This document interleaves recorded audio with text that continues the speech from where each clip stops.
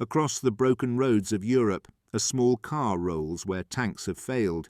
Its shape is plain, its frame light, its purpose exact. It is the Volkswagen Type 82, the Kübelwagen, a machine that carried Germany's army from the snows of Russia to the dunes of Africa. Born of civilian ideals and pressed into military service, it was neither armoured nor armed, yet it endured where stronger vehicles faltered. On every front, it became the quiet constant of motion, a soldier's seat, a courier's shell, a command post on wheels. The war would bury empires and rebuild nations, but this humble car, built for utility, would outlast them all.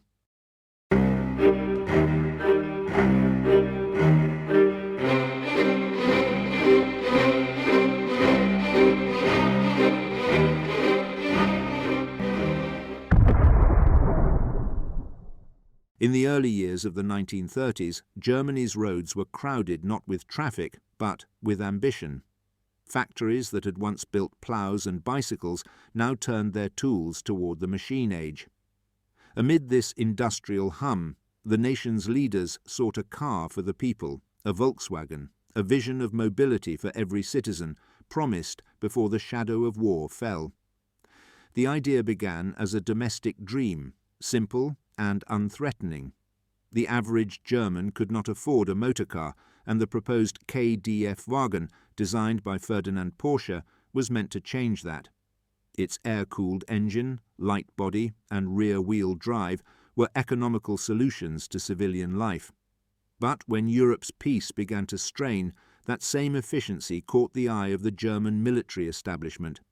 The Reich's rearmament plan called for mobility, not just for tanks, but for men, messages, and supplies. The Wehrmacht's high command observed that vast mechanized armies would require not merely armored power, but a fleet of dependable light vehicles to serve as their connective tissue. Where horses once hauled, petrol engines would hum. The challenge was stark: design a vehicle that could travel rough ground without the heavy suspension of a truck, that could start in snow, climb dunes, ford shallow rivers, and endure where logistics failed.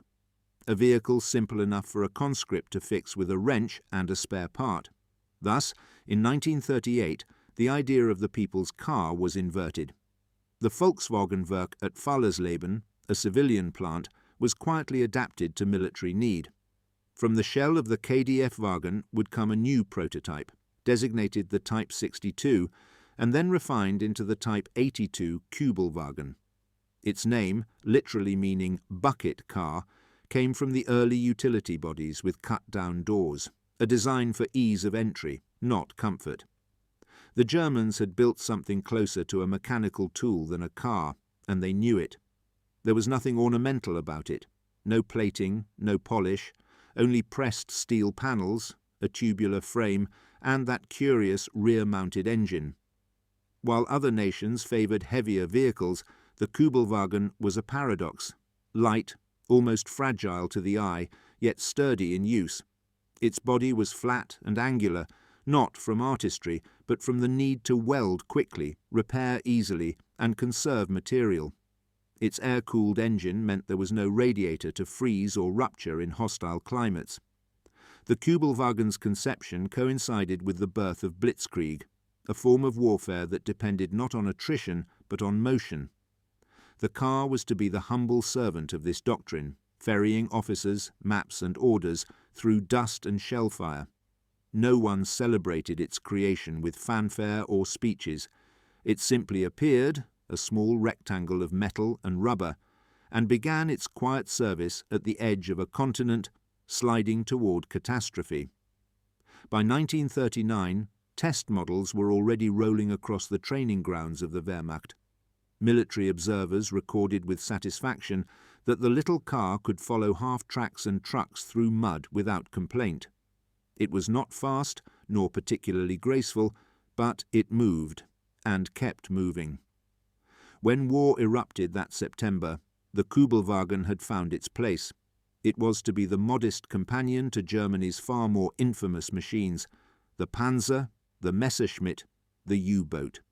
Yet unlike them, it carried no weapon, bore no armour, and served no purpose but utility. It was the connective thread, an instrument of transport, not destruction, though in war the two often marched together.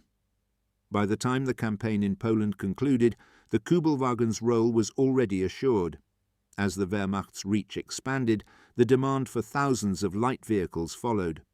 The Volkswagen Werk, envisioned as a symbol of civilian prosperity, now ran beneath banners of the state, its production lines echoing with the clatter of uniformed workers and military inspectors.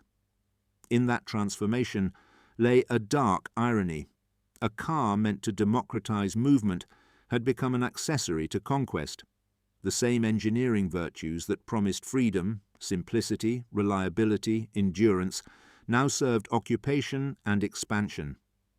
In photographs from those first campaigns, the Kübelwagen appears beside tanks and lorries, almost anonymous in their shadow.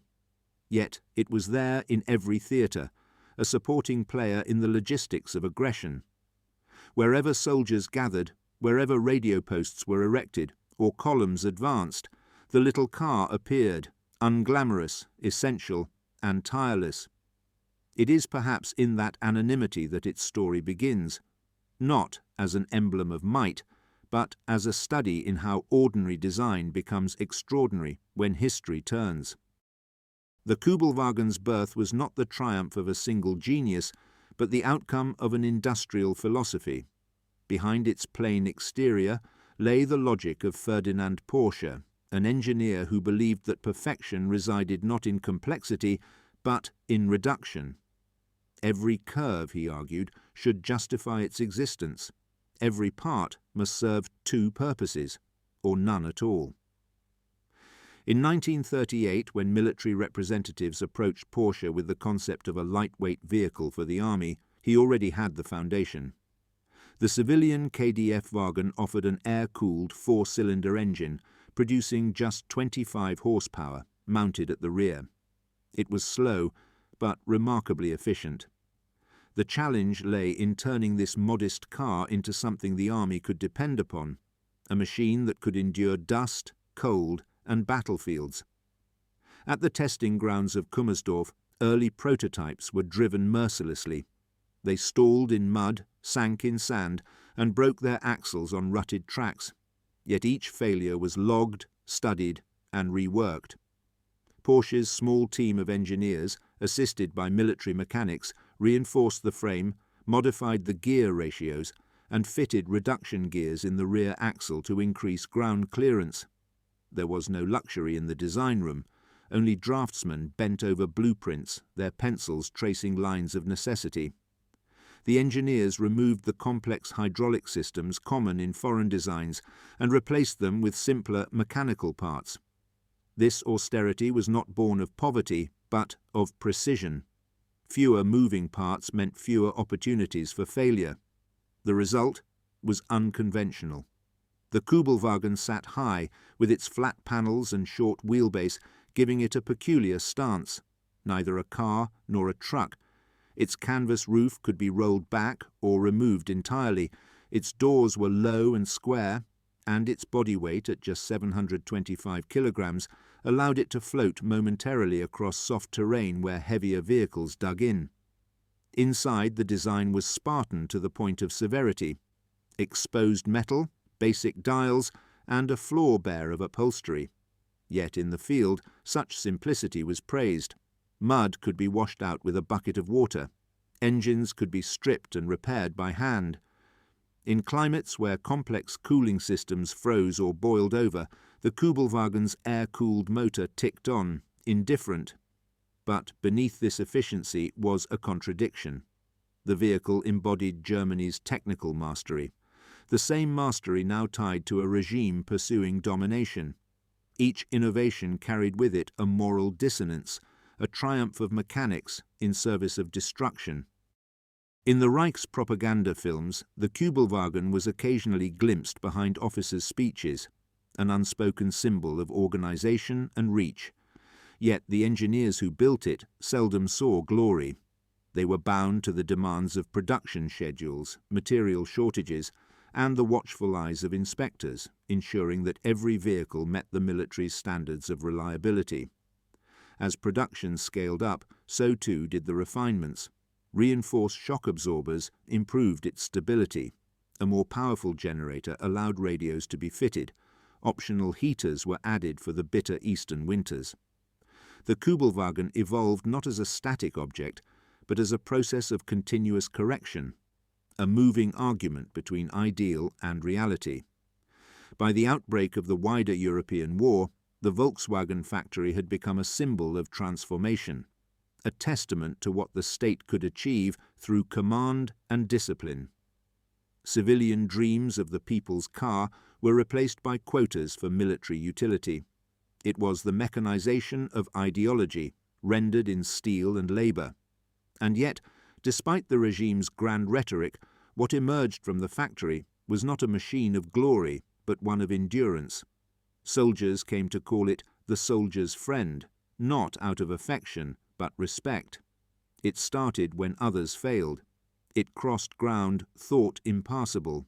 It became, in its quiet competence, the physical embodiment of German efficiency, a quality that, in wartime, inspired both fear and fascination among observers. To the Allied engineers who later examined captured models, the Kübelwagen's design seemed deceptively primitive, but closer study revealed a kind of ruthless intelligence. The car's low center of gravity, light body, and high torque allowed it to perform feats its modest engine should never have managed. It was proof that ingenuity did not always shout. Sometimes it whispered through the hum of an idling motor. In the archives of Wolfsburg, a faded note from an engineer survives. It reads simply, "It must go everywhere." That line became its philosophy, repeated by drivers across Europe, not because they admired its politics, but because they trusted its purpose. The Kübelwagen was, in essence, a contradiction given wheels, a product of civilian science repurposed for conquest, built by men who believed they were designing for utility, not empire. And in that contradiction lies the heart of its story, a car that achieved brilliance without beauty, purpose without pride, and endurance without honor. Production began in earnest at Wolfsburg, a town that did not yet know its own name. Built to house the dream of the people's car, the new Volkswagen Werk was swiftly repurposed by the military.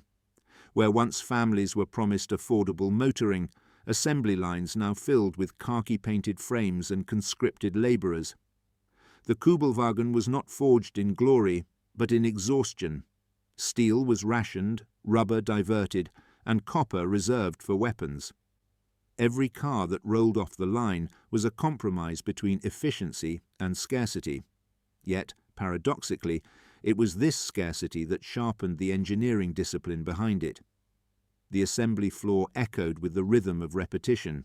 Sheet metal pressed, welded, riveted, and passed onward. Workers, many of them foreign labourers or prisoners of war, endured punishing conditions. They did not build out of devotion, but necessity. In the long columns of production reports, their names are absent. The machines endure, the people fade. Each Kübelwagen began as a bare frame suspended on a jig, the air-cooled engine fitted by hand and tested on a short stand before meeting its body. The process was almost artisanal by industrial standards, yet the output numbered in tens of thousands. Volkswagen's engineers recorded tolerances with military precision. Each car was checked for oil pressure, torque, and ignition timing before shipment. Unlike the Allied Jeeps, which were built from heavy chassis and leaf springs, the Kübelwagen used torsion bar suspension, a lightweight system giving the vehicle remarkable flexibility. It allowed each wheel to move independently, keeping traction even when one hung in air. Drivers later remarked that it seemed to float across ruts and rubble. Every design decision reflected necessity. The doors were low to reduce metal use. The flat panels could be repaired with sheet stock in the field. Even the screws were standardized to fit common tools. The result was a vehicle that seemed crude, but was in fact a masterpiece of restrained logic. Outside the factory, the war intensified. Trains waited at sidings to carry Kübelwagens east and south, convoys bound for France, Russia, and North Africa. Each departure was a mixture of order and chaos. Vehicles stacked on flatbeds, soldiers perched atop them, engines coughing into life. The cars were treated not as individual machines, but as parts of a vast, moving mechanism, the Wehrmacht's bloodstream of mobility. In the workshops, engineers refined the design almost continuously. Field reports returned from drivers describing frozen carburetors, clogged air filters, and worn tires. Adjustments followed. A desert version, the Type 82E, gained additional filtration and wider tires. For winter campaigns, mechanics devised improvised heaters using engine exhaust gases. The Kübelwagen was, in its own way, evolving like a species adapting to hostile climates. In North Africa, its performance astonished even skeptical officers. Against expectation, it ran cooler and more reliably than many Allied trucks. British intelligence noted its peculiar resilience. Unarmoured, unarmed, but untroubled by terrain. Its light weight allowed soldiers to lift it by hand when bogged down, a practical advantage in a theatre where even tanks sank into sand. Yet the same qualities that made it effective also revealed a grim truth. The Kübelwagen's excellence came not from grand resources, but from an economy of means. It symbolized a nation able to wage mechanized war without opulence, a precision applied to conquest. Every bolt tightened was another act of service to a system that valued results over humanity. Inside the plant, the noise never ceased. Machines clattered through day and night. Foremen barked orders in German, Polish, and Czech. The smell of oil and welding smoke lingered above the line. Above them all hung a single slogan, Stärke durch Freude, strength through joy, the original motto of the People's Car Project, now rendered hollow. By 1943, the Kübelwagen had become as common in Wehrmacht photographs as rifles and helmets. It carried generals, dispatches, medical stretchers, even film crews. Some were fitted with radios or machine gun mounts, though these were improvisations, not official designs. Its presence became ubiquitous and therefore invisible. To those who drove it, it was neither beloved nor hated. It was simply dependable. Soldiers joked that it was the car that refused to die. Mechanics knew its quirks: the sluggish start in cold, the rattling panels on cobblestones, the uncanny steadiness at speed. It was a machine that neither comforted nor betrayed its passengers, merely conveyed them. The Kübelwagen's production, which would eventually exceed 50,000 units, demonstrated how quickly the machinery of war could consume a civilian dream. What began as a promise of affordable travel had become a logistical backbone of occupation. In Wolfsburg, the workers had no illusions. Each day's quota meant another convoy at the front. The sound of assembly was the rhythm of a war machine sustained by repetition, the heartbeat of an empire that measured progress in tons and casualties. By the time 1944 dawned, the Volkswagen Werk was both an industrial triumph and a moral ruin. The Kübelwagen had achieved its purpose, but the cost of that purpose, measured in human labour and historical consequence, could never be reclaimed. The Kübelwagen was born in the drawing room, proven in the factory, and tested in the field. Yet it was the battlefield, not the engineer's bench, that revealed the measure of its worth. From the frozen plains of Russia to the sands of North Africa, the vehicle faced its proving ground in every climate where men could fight. In each theatre it acquired new reputations, new improvised uses, and new scars. Soldiers came to know its hum before its shape appeared over the horizon. The sound of a small, stubborn motor pushing against distances that seemed impossible. In the desert, the Kübelwagen's lightness became its armour. Heavy trucks and half-tracks sank into the dunes, but the small Volkswagen skimmed across the surface. its narrow tyres leaving faint trails over endless yellow. Allied observers in the Royal Air Force described seeing little German cars darting between convoys like sand beetles, vanishing before strafing runs could find them. At Tobruk, mechanics adapted them daily. Radiatorless, the car was immune to punctures from bullets that would have crippled conventional cooling systems. When captured, Allied troops sometimes commandeered them on the spot.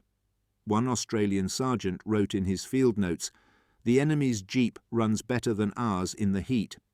In Europe, the same design met its opposite, ice and mud. Along the Eastern Front, the Kübelwagen was forced through conditions that defeated tanks. Photographs from 1942 show columns of the cars half buried in snow, their engines still running, exhaust curling into the frozen air. The air-cooled motor, indifferent to freezing coolant, became its greatest strength. When temperatures fell below -20, soldiers lit fires beneath other vehicles. The Kübelwagen simply started. But endurance was not comfort. Drivers sat exposed to the elements, wrapped in blankets or tarps, wind whipping through open panels. The little heater, when fitted, was inadequate against the Russian winter. To operate a Kübelwagen was to accept fatigue as part of the machine's rhythm. Across occupied France, the car took on new roles. It ferried paratroopers, officers, radio operators, any soldier who required mobility. The Fallschirmjäger used it to traverse narrow village roads and wooded tracks, its quiet engine less likely to draw attention than a truck. The car's agility made it valuable for reconnaissance and retreat alike. At the height of its deployment, the Kübelwagen was more than transport. It was a symbol of the Wehrmacht's logistical nerve. Yet within that efficiency lay a slow unravelling. The further the war stretched, the more the car became a mirror of its nation's exhaustion. Spare parts grew scarce. Tyres were reused past safety. Petrol grew precious. Reports from 1944 describe Kübelwagens being run on gas generators, their range halved, their engines strained. Captured examples fascinated Allied engineers. British and American officers dismantled them for study, noting their weight, power distribution, and clearance. The verdict was consistent, a modest marvel designed for purpose rather than prestige. Some compared it directly with the American Jeep, two answers to the same question, drawn from opposite philosophies. The Jeep was a workhorse built from abundance, the Kübelwagen, a survivor engineered from limits. The car's testing phase never ended because war never allowed it rest. It was repaired, rebuilt, cannibalized, and reused beyond its design life. Drivers in retreating units trusted it as their last reliable companion, a vehicle that could still start when supply lines had failed and air superiority had long been lost. At times, its reliability even embarrassed its creators. Officers who had once demanded faster, heavier vehicles now begged for Kübelwagens, recognizing that speed was meaningless without endurance. In its quiet success lay the echo of irony. The Kübelwagen proved that Germany's engineering prowess could not be matched by its strategy. The car survived conditions the Reich itself could not. In the Allied archives after the war, a report from the US 6th Armored Division described a captured Kübelwagen used by American troops during the Normandy campaign. The report ends with a single line: "It performs its duties admirably. We keep it." That sentiment, half practical, half begrudging, summarized the Kübelwagen's reputation. It was a vehicle without allegiance, defined only by its function. Its success did not celebrate its creators. It merely revealed the universality of good design. Through snow, sand, and ruin, the Kübelwagen endured the test not of soldiers or borders, but of time, a test that few machines of war ever pass. By 1944, the Kübelwagen had outlasted the optimism that built it. The car that once symbolized momentum now rolled across retreating fronts, carrying commanders from positions they could no longer hold. The tide of war had turned, and with it the purpose of every German machine. The Kübelwagen, once a tool of advance, became a vessel of withdrawal, still efficient, still practical, but now travelling in the wrong direction. On the fields of France, after the landings in Normandy, Allied soldiers discovered hundreds of the cars abandoned along roads and hedgerows. To the Americans, it looked oddly familiar. They nicknamed it the German Jeep, though it lacked four-wheel drive. What it lacked in power, it compensated for in intelligence. Captured examples were repaired and pressed into Allied use almost immediately. US airborne divisions commandeered them to ferry supplies, reconnaissance teams, and prisoners. The simplicity that had once served the Wehrmacht now benefited its opponents. It was as if the car had quietly changed allegiance to whoever understood its practicality. One photograph taken in Carentan shortly after the liberation shows a group of American paratroopers inspecting a Kübelwagen with evident amusement, a trophy from an army that once seemed invincible. The vehicle is mud-streaked but intact, its shape unchanged, its utility unspoiled by defeat. To the engineers studying it back in England, the Kübelwagen offered lessons. Reports compiled by British technical units praised its efficiency, its lightweight construction, fuel economy, and rear-engine design. A most ingenious adaptation of civilian engineering to military ends, one memorandum noted, adding, "Its simplicity of design is admirable." This was not admiration for ideology, but for ingenuity. Even in collapse, Germany's engineering discipline remained visible in the nuts and bolts of a humble car. The same rationality that had built cathedrals of metal now survived in a modest four-seater with canvas doors. Yet no report could ignore the contradiction. The Kübelwagen's success served no longer as proof of German strength, but of its misdirected brilliance. The design had triumphed, the doctrine had failed. The very qualities that made the car dependable, economy, adaptability, endurance, could not save the nation that built it. On the Eastern Front, soldiers retreated in Kübelwagens until petrol ran dry. Many were destroyed by their own crews to prevent capture. Others were left behind, engines cold, tires buried in snow. When the Soviets reached them, they found little worth looting, only the ghost of a machine that had once outrun circumstance. In Western Europe, Allied soldiers joked about the irony of driving captured Kübelwagens to chase German troops. For them, it was a small reversal of fortune. The hunter's tool turned against its maker. The car was pragmatic, not patriotic. It functioned just as well under a different flag. But the war exposed the car's limits. Without four-wheel drive, the Kübelwagen struggled in deep mud and steep inclines. Its thin body offered no protection from small arms fire. The American Jeep, heavier but more versatile, eventually proved the superior battlefield vehicle. In engineering terms, the Kübelwagen's brilliance lay in restraint. In strategic terms, restraint was no longer enough. When the Reich collapsed, so did its supply lines. The Wolfsburg factory was bombed repeatedly in 1944 and 1945, halting production. But even under ruin, some lines kept operating, building cars from scavenged parts, reusing engines, assembling hybrids of necessity. In those final months, the Kübelwagen's story mirrored Germany's industrial decline, a machine still capable of running, but with nowhere left to go. When peace came, the surviving cars were scattered across Europe like relics of a vanished order. Some were taken as souvenirs. Others were absorbed into Allied units and used for months after the surrender. The practical outlasted the political. It was, in a sense, a quiet victory of design over ideology. The Kübelwagen had fulfilled its role in every environment, serving commanders, medics, and soldiers alike, but it had done so impersonally, without allegiance. The war had claimed millions, destroyed empires, and redrawn borders. The little car that asked for nothing but fuel had outlived them all. To the Allied drivers who took its wheel, it was neither enemy nor friend. It was simply a vehicle that worked, a German product stripped of meaning, reduced to what it had always been, a mechanism of movement. And when the war ended, that neutrality, that unremarkable practicality, became its redemption. Every machine built for war leaves traces beyond its battlefield. The Kübelwagen was no exception.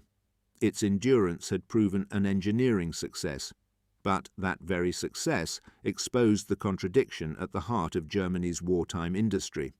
How efficiency and precision, detached from purpose, could serve any master, even tyranny. In the occupied territories of Europe, the Kübelwagen became part of the machinery of control. In Yugoslavia, in Poland, and in the Baltics, it was photographed not beside tanks or artillery, but alongside police columns and patrols. Its quiet engine carried officers through streets where silence was enforced at gunpoint.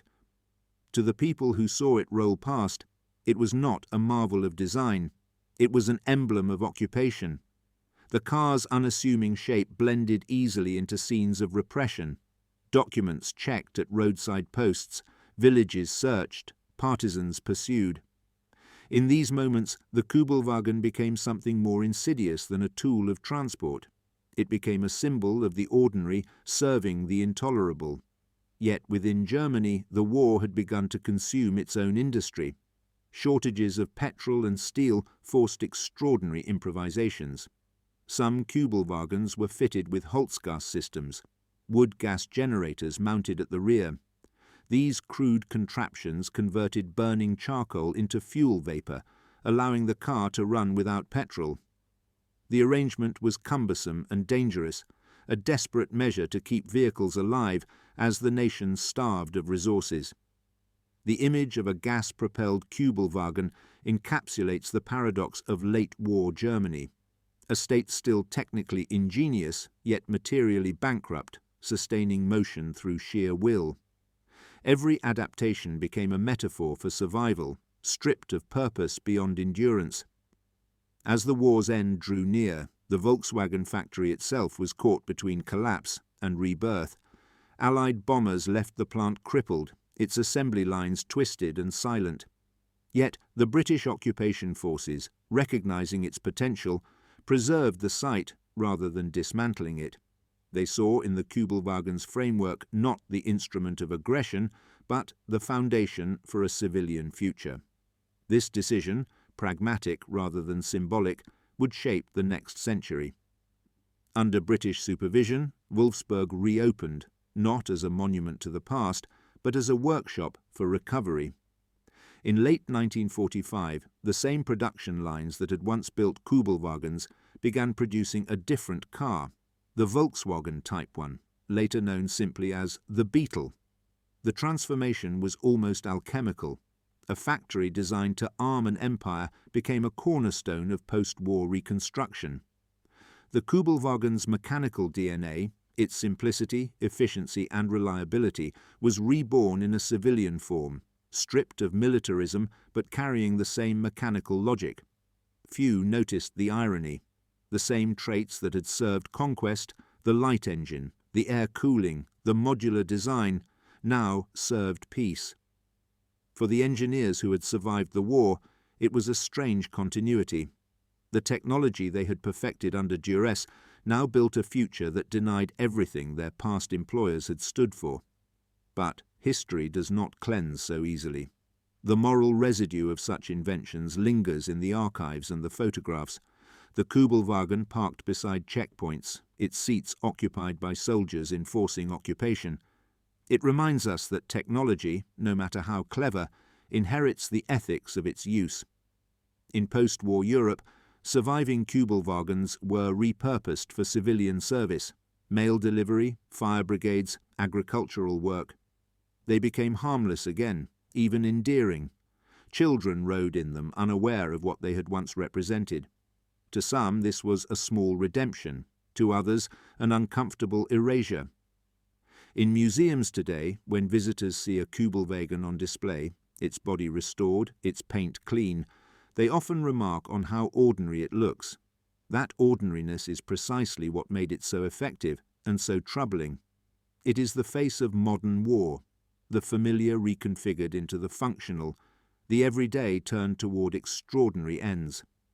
The Kübelwagen's hidden consequence lies not in its survival, but in its lesson. It proved that neutrality of design is an illusion. Every mechanical achievement, however benign in intent, can be absorbed by systems that redefine its purpose. The war ended in ashes, but the little car endured, a relic of pragmatism that once served an empire's delusion and later helped rebuild a world it helped destroy. The end of the war did not end the Kübelwagen, it simply changed its context. Across Europe its remains littered fields, forests and villages, abandoned with their engines still warm or rusting in ditches where the front had moved on. Yet, even in ruin, they retained value. Civilians scavenged them for parts. Farmers turned them into tractors. Allied engineers, recognizing their utility, restored a number for use in the reconstruction efforts that followed the fighting. In post-war Germany, the Volkswagen factory became a symbol of what could be salvaged from devastation. The British Army took administrative control in 1945 and appointed Major Ivan Hurst, an engineer from Yorkshire, to evaluate the plant. Among the wreckage, Hurst found machinery intact and blueprints preserved. He repaired a Kübelwagen engine by hand, proved the line could still run, and persuaded British authorities to restart production. What followed was one of the quiet miracles of recovery. The factory that had built 50,000 Kübelwagens for war would go on to produce millions of Beetles for peace. The line between the two vehicles was not industrial coincidence. It was direct inheritance. The Beetle carried the Kübelwagen's architecture in its frame, engine, and ethos. From the same floor that once echoed with marching boots came the hum of civilian life returning. As Europe rebuilt, surviving Kübelwagens found new uses. In France and Belgium, farmers used them to plough fields stripped of tractors. In Italy and the Netherlands, post-war police forces used captured examples until replacement vehicles could be sourced. Some were exported to developing nations where any functioning engine was a lifeline. In their second lives, they served quietly, stripped of insignia and ideology. By the 1950s, as the Beetle became an emblem of post-war prosperity, the Kübelwagen receded into history, overshadowed by its cheerful descendant. Yet among collectors, historians and soldiers, it retained a peculiar respect. They remembered it as a vehicle that did its job, a phrase both praise and condemnation in equal measure. In museums such as the Bastogne War Museum and the Museum of World War II in Massachusetts, restored Kübelwagens sit today beneath spotlights, their khaki paint immaculate, their tires still bearing Wehrmacht markings. Visitors peer inside and see nothing threatening, only a simple dashboard, a foldable windscreen, the neat efficiency of a tool. But the plaques beside them tell a larger story, of design divorced from morality, of function serving ideology. Collectors, too, have restored them with care. Private examples across Europe, from Reggie Corpson's 1943 model in Britain to workshops in Bavaria, maintain them as historical artifacts, not symbols of admiration, but of study. The craftsmanship attracts engineers, the history challenges them. To rebuild a Kübelwagen today is to touch the uneasy intersection between mechanical genius and moral failure. Some restorations preserve battle scars, dents, bullet holes, scorched paint, as reminders of authenticity. Others polish them to perfection, erasing the traces of conflict. Each approach says something different about how we choose to remember. In popular culture, the Kübelwagen has made occasional appearances, in films, in historical reenactments, in documentaries where its shape moves silently through black and white newsreel. It is rarely the focus, yet it always seems familiar. The boxy form, the folding roof, the understated efficiency, the visual grammar of German engineering, unembellished and exact. For Volkswagen, the Kübelwagen remains an uncomfortable ancestor. The company acknowledges its wartime origins, but frames them within a larger story of reinvention. The factory that once produced instruments of occupation became one of Europe's leading employers, a contributor to stability rather than conflict. The moral redemption lay not in denial, but in transformation. Still, the Kübelwagen endures as a case study in design stripped to essentials. It influenced later generations of military vehicles, from the post-war Type 181 Thing to countless utilitarian designs worldwide. Its spirit, lightweight, economical, practical, survived long after its uniform vanished. In the museums where it now stands, surrounded by plaques and subdued lighting, the Kübelwagen speaks softly to the observer. It says that progress is never neutral, that the line between creation and complicity can be as thin as a weld. Its legacy is not glory. It is endurance, the persistence of design beyond the lifespan of ideology, and that endurance carries both admiration and warning. The Kübelwagen endures, not in spirit, but in metal. Its survivors sit behind museum glass, their olive paint restored, their insignia faded to neutrality. Visitors pass by with curiosity, not reverence. Few imagine the cold mornings or the long retreats these machines once knew. In the quiet of these exhibition halls, the Kübelwagen no longer carries orders or soldiers. It carries memory. It is a reminder that progress, once unleashed, does not choose its direction. The same ingenuity that once served a regime's ambition can later build a nation's recovery. The machine has no conscience. Only those who guide it do. To study the Kübelwagen is to confront a paradox: how the most unassuming object can tell the largest story. Its lines are simple, its function obvious, and yet through them passes a century's worth of questions about power, purpose, and design. Restored examples reveal their precision anew: the carefully stamped steel, the unpretentious fittings, the logic that makes it both practical and unsettling. It is engineering stripped of ornament, honest in form and silent in meaning. In its silence lies its moral weight. Outside the museums, a handful still run, maintained by collectors and historians who turn the same crank handles, listen to the same steady rattle of the air-cooled engine, and feel the same reluctant admiration for its efficiency. The sound is distinct, not triumphant, not nostalgic, simply mechanical. The Kübelwagen teaches without speaking that invention and intention are not the same. It tells us that simplicity can be powerful, and that power can be misused when detached from responsibility.